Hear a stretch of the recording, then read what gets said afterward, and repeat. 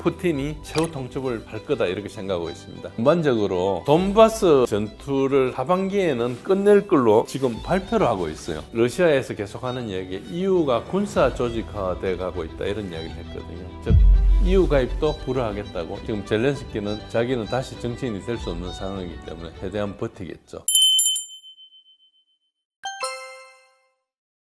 예, 이제 이 미국의 위기가 러우전, 한반도, 유럽 동시에 이제 충격을 주는데, 일단 러시아 우크라이나 전쟁에 대해서는 지금 러시아 우크라이나 전쟁이 거의 결정적 국면에 진입했거든요. 그 돈바스 전선의 마지막 부분이 남았어요. 슬로비안스크, 크로마토스크도 남았는데 이걸 지금 러시아의 총사령관이 나와서 거의 끝낼 수 있는 것처럼 이야기를 했어요. 그 이야기는 좀 약간 성격이 다르거든요. 그러니까 굉장히 지금 우크라이나 공지에 몰렸다고 볼 수 있기 때문에 지금 미국이 그 이란 전쟁하기 때문에 우크라이나 전쟁에 지원이 여러 가지로 감소했어요. 심지어 정보 자산도 위성 자산 이런 것들도 우크라이나 쪽에 가는 것보다 이란 쪽에 가는 게 훨씬 많아질 거고, 뭐 방공 자산 같은 경우는 우크라이나 가는 거 옮겨가 오고 이런 것들이 되게 많죠. 그러니까 우크라이나는 군사적으로 압박이 심화되고 있습니다.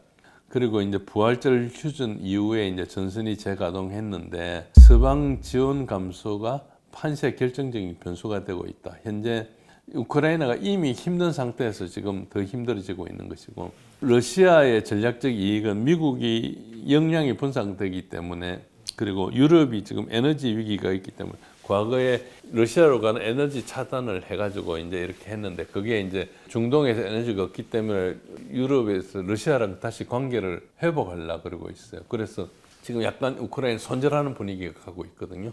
저게 이제 언론에서 그런 영향이 나타나고 있습니다. 그래서 저런 부분이 있다. 두 번째, 이제 한국에 미친 영향이 뭔가니까, 지금 주한미군 대배치나 감축에 대한 압박이 심화될 거다. 여러 가지로 지금 전쟁하면서 미국이 굉장히 좀 거덜난 상태거든요. 그래서 이제 미국이 방위기비 협상이나 주한미군을 재배치하는데 이런 걸 쓸 가능성이 되게 높다. 물론 트럼프가 그런 움직임에 대해서 미 의회가 막아놨어요, 제도적으로. 이제 국방수권법에서 이제 그런 거를 해놨기 때문에 트럼프가 멀쩡히 할 수는 없습니다. 그러나 자기가 할 수 없는 것도 말로서 계속 하고 있죠. 할 수 있는 것처럼. 그리고 또 우리 같은 데 겁먹고 그러는데 지금 안 되게 돼 있어. 그걸 국방수권법에 대해서 또 트럼프가 서명을 했기 때문에 법적으로 이제 유효한 상태죠. 자기가 서명해놓고도 거꾸로 이야기하고 있으니까.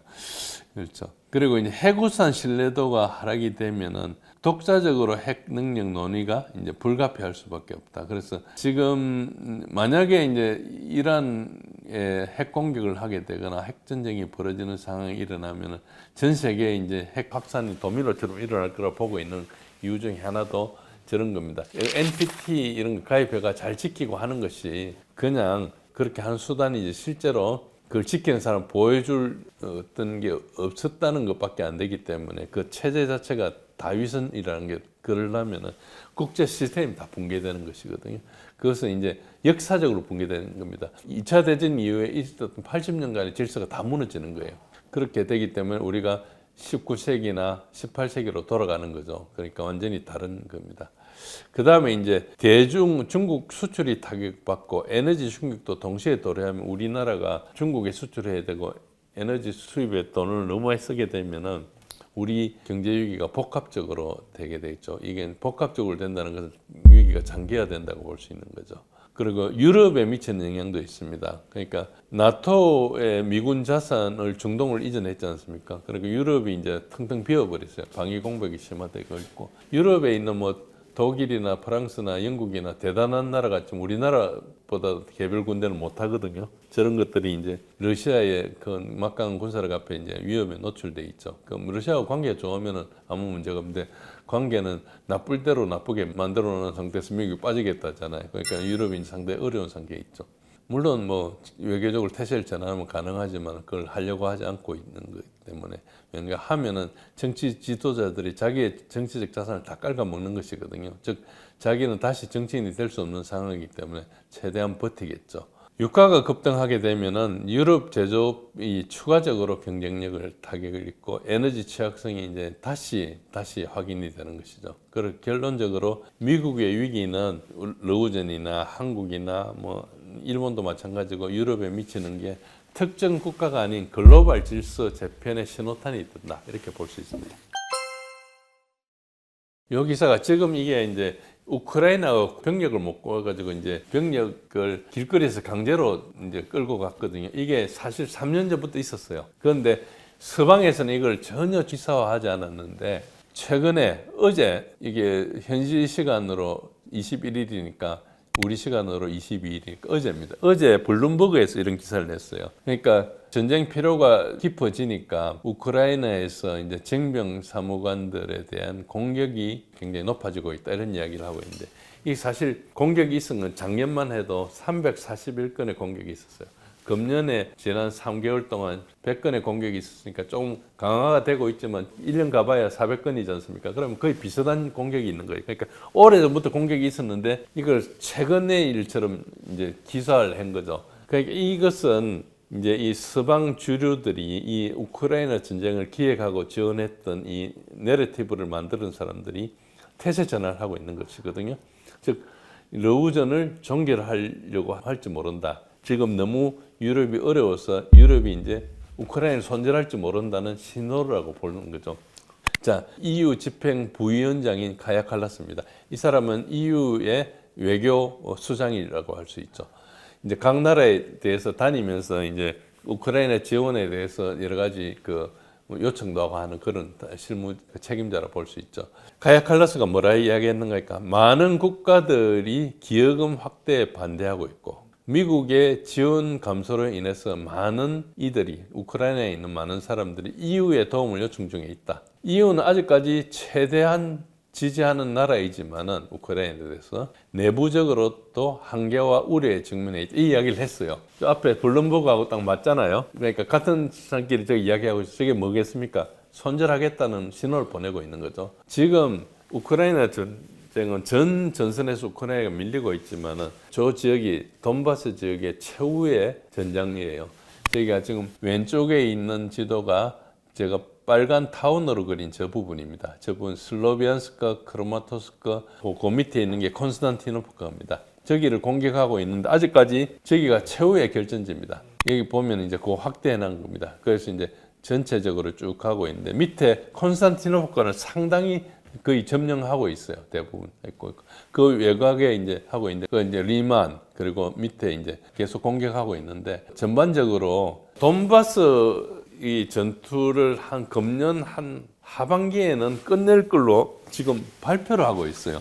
그러니까 이제 러시아 총사령관이 그런 이야기를 하고 있거든요. 그러면 돈바스 전투가 금년 여름에서 가을 사이에 끝날 가능성이 있다 치면은 그 이후에 푸틴이 무슨 이야기를 할 거냐. 저는 푸틴이 최후 통첩을 할 거다 이렇게 생각하고 있습니다. 그 예상 발표 시점이나 성격이 돈바스 전투가 종결되면 푸틴이 공식적으로 나와가지고 기존에 요구했던 게 뭔가 그러니까 2024년 6월 14일 날 발표했던 안이 있어요. 그걸 가지고 지금까지 협상하면서 계속 고착하고 있는데 그 라인에 대해서 추가한 새로운 요구 조건을 발표할 거다. 이제 전장에서 이겼으니까 우리가 요구할 거다 이렇게 보는 거죠. 그러니까 이스탄불 협상안에다가 이걸 이제 공식적으로 업데이트할 거다. 그게 이제 결국은 그 새로운 요구가 미국이나 유럽이나 우크라이나가 받아들이기 힘들면은 사실상 최후 통첩 성격이 될 것이거든요. 그래서 예상 요구 내용은 이때까지는 우크라이나가 나토 가입을 반대해 왔어요. 그러나 EU 가입은 허락해 왔는데 지금 최근에 러시아에서 계속하는 이야기 EU가 군사 조직화돼 가고 있다 이런 이야기를 했거든요. 즉 EU 가입도 불허하겠다고 이야기를 할 것이에요. 그리고 당연히 젤렌스키가 권좌에서 나가야 될 것이고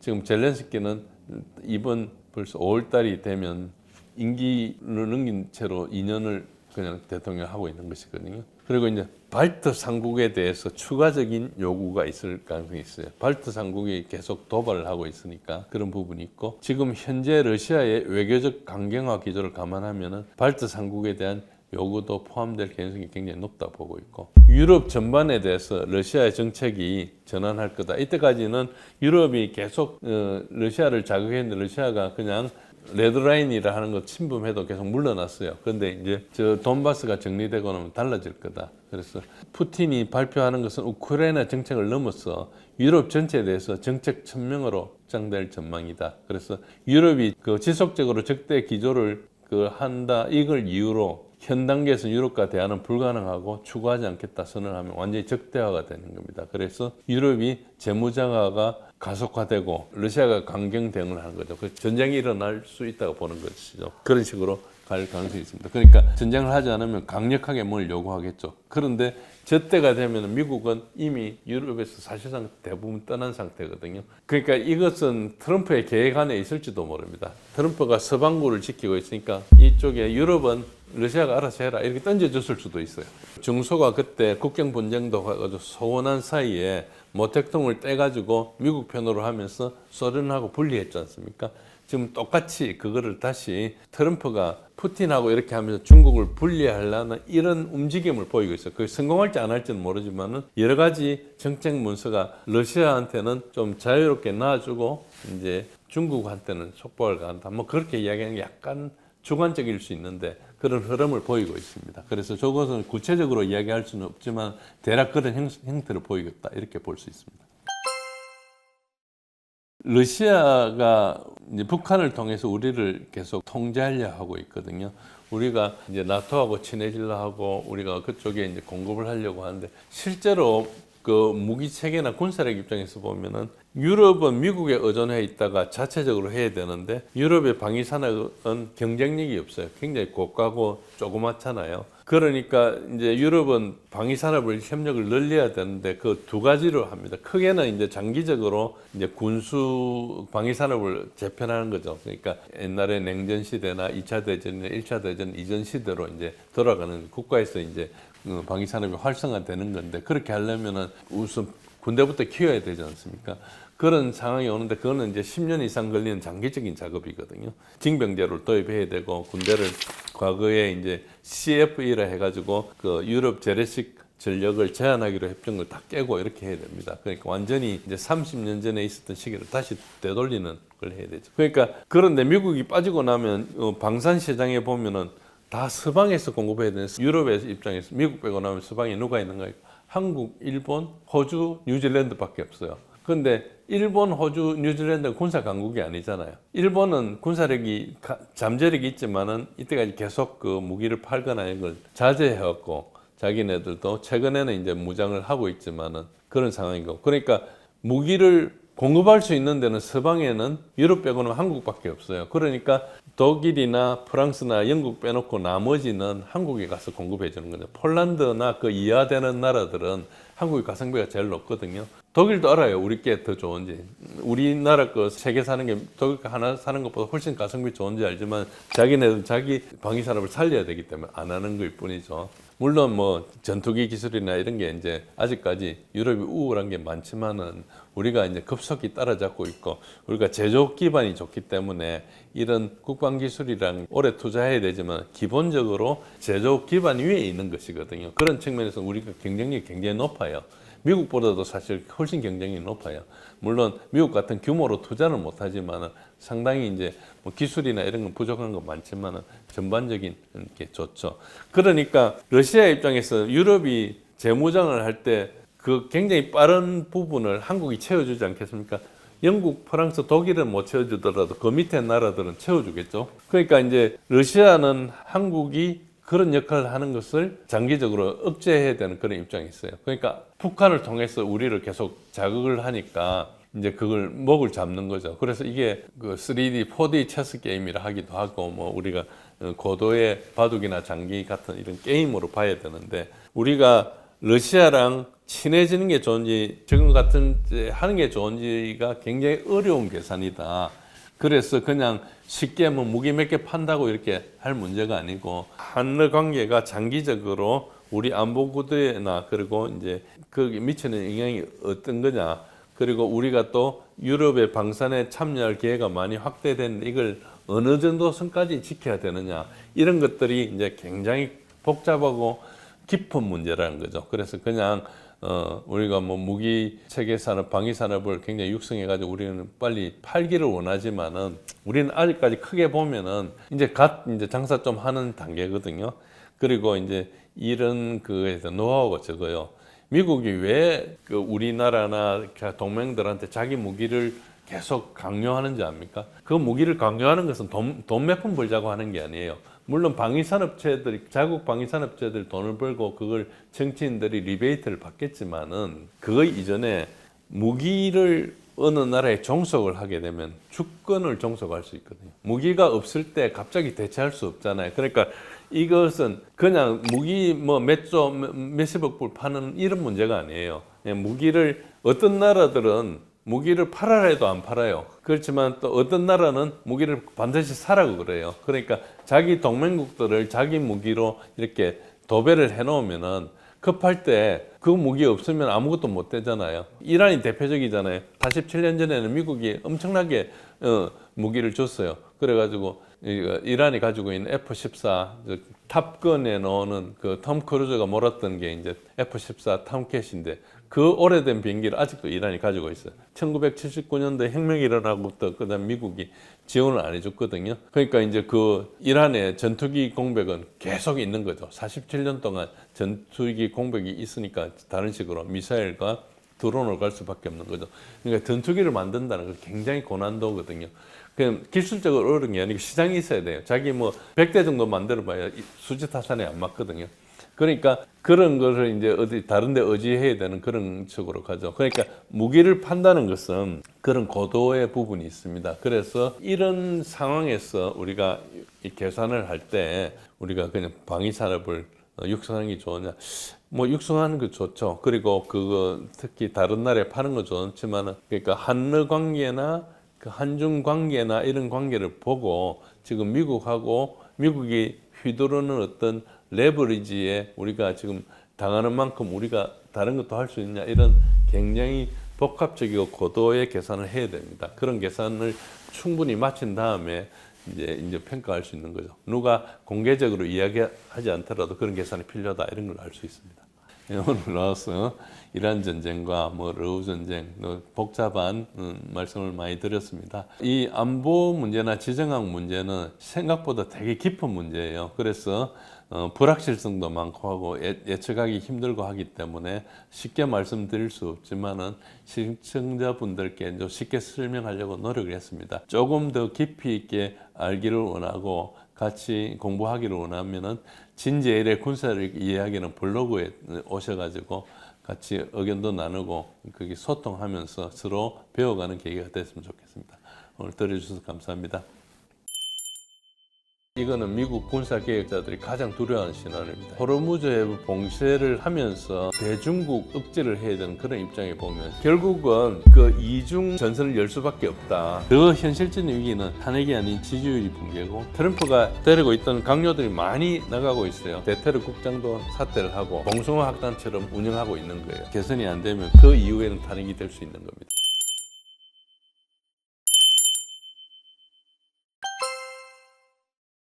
호르무즈 해협이 이제 역봉쇄 문제가 있습니다. 이제 오른쪽에 그림을 보면 저 그림 자체가 한 15년 전 그림입니다. 미국이 중국의 초크 포인트를 하기 위해서 저렇게 이제 해왔고, 물론 말라카 해협이나 이런 데가 굉장히 이제 초크 포인트예요. 근데 지금 호르무즈 해협에 대해서 미국이 이제 봉쇄를 하잖아요. 그러니까 호르무즈 해협 자체는 이란이 지금 통제를 하고 있고, 미국이 이제 오만만에서 역봉쇄, 즉 이제 해상 봉쇄를 하고 있거든요. 그렇게 하면서 이제 중국에서 온 배를 지금 납포를 했어요. 중국에서 온 이란의 컨테이너 선박인데 중국에서 출발해 왔어요. 그러니까 중국에서 수입한 물건을 이제 납포를 한 거죠. 그런데 이런 상황을 잘 보면 지금 이거를 계속 오랫동안 봉쇄를 한다 이렇게 보면은 중국이 개입할 수밖에 없는 구조적인 이유가 이제 발생하는 거죠. 이란산 원유는 이때까지 이란 제재로 인해서 90%를 중국이 수입했는데 봉쇄를 하게 되면 중국이 에너지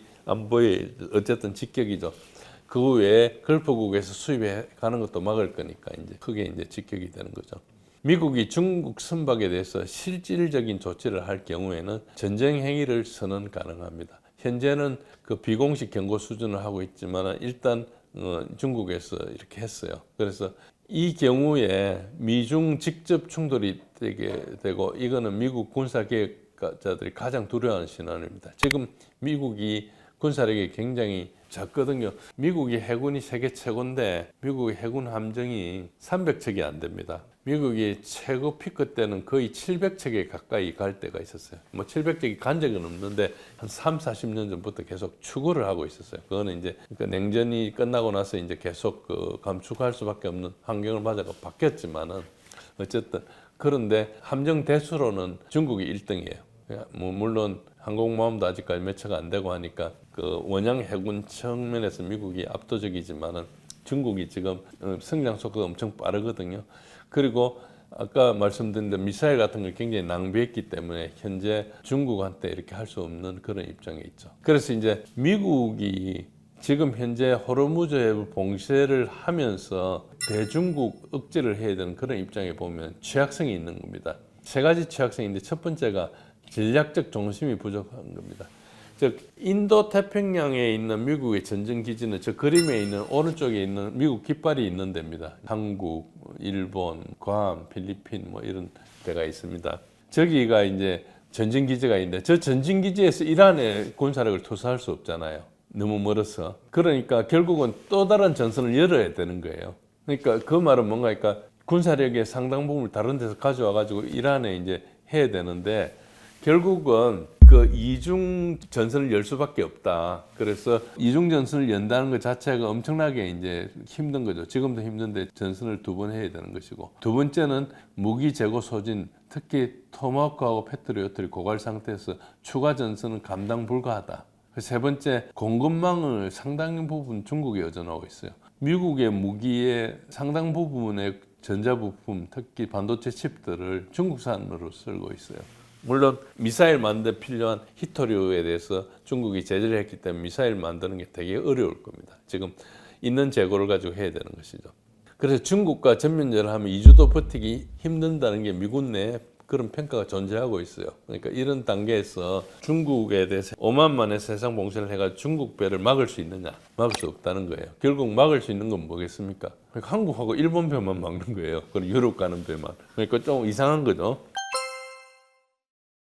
그래서 이제 중국이 이란을 지원을 뭘 하고 있느냐? 뭐 지금 미국에서는 그 중국이 이란을 많이 지원하고 있다 이야기하고 있는데 약간 억지를 쓰고 있죠. 거의 확인이 된 건 아닌데 거의 확인된 것은 뭐 맨패드 같은 거니까 뭐 휴대용 방공 장비를 공급했다든지 이란이 휴전을 수락하는데 중국의 압력이 컸다든지 이까지는 사실이에요. 그리고 특히 이제 베이드우의 GPS, 그러니까 미국의 GPS 대신에 베이드우 신호를 제공했고, 그래서 이란 미사일의 명중률이 향상됐고, 그 외에 그 미국은 상업 위성 회사들한테 이제 위성 사진을 공개하지 말라, 공개하더라도 2주 있다가 해라 이렇게 이야기를 했는데 중국 이제 위성 회사가 그렇게 해서 공개하고 특히 이란한테 주고 있죠. 그러니까 공개하지 못한 효과가 이란한테 나타나는 게 아니고 이제 서방 국민들한테 나타나고 있죠. 국민들이 전장을 모르게 할 뿐이지 실제로 전장에 효과가 없는 거고. 그리고 히토류나 전략 광물 수출은 이미 중단을 했어요. 그 작년 10월 달에 부산에서 시진핑하고 트럼프가 만나면서 회담을 하고 그 6개월 후인 이번 4월 달에 다시 만나기로 했는데 그게 지금 연기됐잖아요. 그때 히토류 수출에 대해서 이제 중국이 뭐 상업용으로는 해주는데 군사용은 다 금지했거든요. 그러니까 지금 벌써 6개월 이상 금지된 상태예요. 다시 이제 5월달에 만나든 뭐 언제 만나야 되는데 그때까지 해결이 안 되면은 이제 굉장히 힘들죠. 그러니까 미국은 또 딴정 피우기 위해서 뭐 관세 이런 걸 할 거예요. 그런 측면에서 이제 앞으로 중국이 가지고 있는 미국에 대한 경제적 레버리지는 이미 실행 단계에 있다. 그렇게 볼 수 있고 중국 국방부가 뭐라 얘기했는 거니까 이란과의 무역은 제3자가 간섭할 대상이 아니다. 이걸 이야기했어요. 그 이야기는 뭔가니까 공식화한 거죠. 그러니까 간섭을 하는 것은 중국 국방부가 나서겠다는 이야기를 한 거거든요. 그러니까 이제 군사적인 대결을 이야기한 겁니다. 이제 이게까지는 사실이고 앞으로 이제 추가적인 지원 가능성이 있는데 이걸 단기, 중기, 장기로 이렇게 나눠 보면은 파키스탄을 통해서 우회적으로 군수 지원 채널을 확대할 수가 있고 그리고 중기적으로는 중앙아시아 이제 육상 파이프라인을 가속화하는 거죠. 지금 현재까지도 지하로 이렇게 파이프라인을 연결해 놨어요. 그래서 이거는 절대 미 해군이 간섭할 수 없는 걸 이제 하고 있죠. 그래서 호르무즈 의존도를 중국은 그 자체를 제거하고 있는 중에 있습니다. 저건 아직 건설 중에 있기 때문에 완성되려면 시간이 걸리겠지만은 이게 되고 있고요. 장기적으로는 저는 인프라가 완성이 되고 나면은 미국이 에너지 봉쇄 카드는 완전히 무력화되는 겁니다. 중국 배들은 뭐 그 에너지 유조선 오가는 것은 거의 없다고 봐야 될 그런 볼 수 있습니다.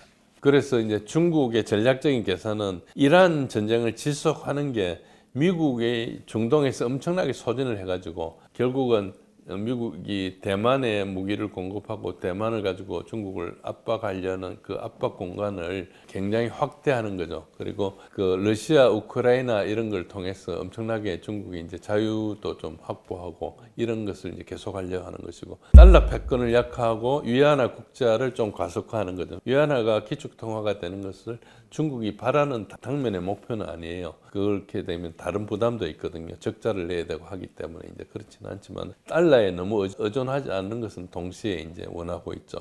그래서 이제 이란 석유 위안화 거래도 확대되고 있고, 걸프 지역하고도 이미 그 위안화 거래를 확보를 많이 하고 있고, 특히 금을 가지고 위안화를 거래하는 시스템을 사우디하고 이런 데 이제 만들어 놨죠, 이미. 그런데 미중 군사 직접적인 충돌을 회피할 거다. 일단 대리 방식으로 이익을 극대화한다. 이제 중국의 입장에서는 적인 미국이 실수하게끔 내버려 둔다는 거예요. 괜히 간섭하면 적이 실수를 안 할 수 있으니까 그냥 계속 실수하도록 내버려 둔다, 이런 걸로 볼 수 있습니다.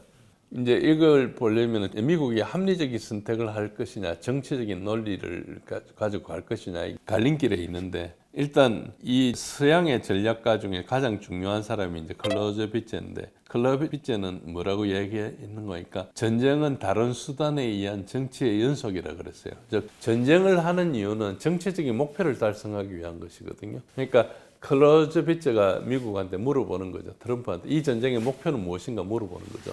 지금까지는 트럼프가 한 이야기는 협상 복귀해도 좋고 해협을 개방해도 좋고 유가 하락이 떨어져도 좋다, 이런 애매한 불명확한 전쟁 목표를 얘기하고 있어요. 목표가 불명확하니까 달성 조건이 없어요. 그러니까 이게 전략이 아니고 혼돈인 상태죠. 이게 이제 트럼프가 가지고 있는 어떤 고도의 정치적인 계산이 있어가지고 그걸 가지고 미국이 움직이고 있으면 다른 문제인데, 이게 미국이라는 큰 나라를 움직일 때 트럼프 마음속에 있는 것을 모든 사람이 다 헤아릴 수가 없잖아요. 그러니까 지금 현재 그게 불일치하니까 대테러 국장이었죠. 대테러 국장도 사퇴를 하고 장군들도 그 사임을 하고, 그리고 지금 해군성 장관도 사임을 하고, 이런 혼돈이 일어나는 거죠. 그러니까 소수 몇 명만 그 비전을 공유하고 있는지도 모릅니다. 그러니까 아니면은 노출된 대로 완전히 지금 혼돈 상태에 있어가지고 봉숭아 학단처럼 운영하고 있는 거예요. 그럴 수가 있는 거죠. 그러니까 그건지 아니면 고도에 뭔가 있는지 설명이 안 되니까 고도에 뭐가 있을 거라고 계속 추정을 하고 있는데, 고도에 뭔가 있을 거라고 생각하는 게 전혀 근거 없는 것도 아니에요. 그렇기 때문에 이제 굉장히 어렵지만은 현재 나타나고 있는 것은 굉장히 혼동스럽고 볼 수 있고, 군사 전략적인 그 최선의 선택은 거의 유일한 합리적인 선택인데 나쁜 조건이지만 일단 협상을 타결하고 단계적 철수하는 게 미국에 좋습니다. 그러나 이 선택의 현실적인 장벽이 뭔가 하니까 철수는 패배고 이스라엘이 계속 압박을 해가 전쟁을 계속하라 할 거고 공화당의 내부에서도 반발할 거다. 결국은 이 전쟁은 합리적인 결론이 아니고 정치적인 논리에서 지속될 가능성이 높다. 그래서 그 과정에서 글로벌 경제가 지속적으로 충격받고 지역 질서가 재편되고 미국의 패권을 점진적으로 침식할 거다. 그래서 지상전을 갈 수밖에 없다고 보는 것도 굉장히 비합리적이지만 스스로 빠져나올 수 없는 그런 모순에 빠졌기 때문이라 이렇게 보는 겁니다. 그래서 트럼프의 탄핵 가능성이 지금 현재는 탄핵 가능성이 없습니다. 공화원이 하원에서 과반 이상이기 때문에 탄핵 소추 발의 자체가 구조적으로 매우 어렵습니다. 그리고 역사적으로도 전쟁 당시에 대통령 탄핵은 역사적으로 없었습니다. 물론 미국이 뭐 250명밖에 안 되기 때문에 그 역사적인 게 그다지 의미가 없지만 그렇고요. 더 현실적인 위기는 탄핵이 아닌 지지율이 붕괴고, 트럼프가 데리고 있던 강요들이 많이 나가고 있어요. 특히 이제 법무장관도 나가고 있고 뭐 굉장히 많은 사람들이 나가고 있고, 그동안에 트럼프를 지지했던 사람들 굉장히 이탈하고 있죠. 그래서 이제 그렇게 되면 정책이 표류할 가능성이 높고, 그 다음에 경제 충격이 심화되는 것이 계속 개선이 안 되면 공화당 중간층이 이탈합니다. 트럼프는 레드넥이라 하죠. 그러니까 백인 블루칼라 노동자들의 지지를 받아가지고 이렇게 했는데, 이 사람들이 대거 이탈을 하면은 올 11월 달에 있는 중간선거 변수 가능성이 되게 많죠. 그 이후에는 탄핵이 될 수 있는 겁니다.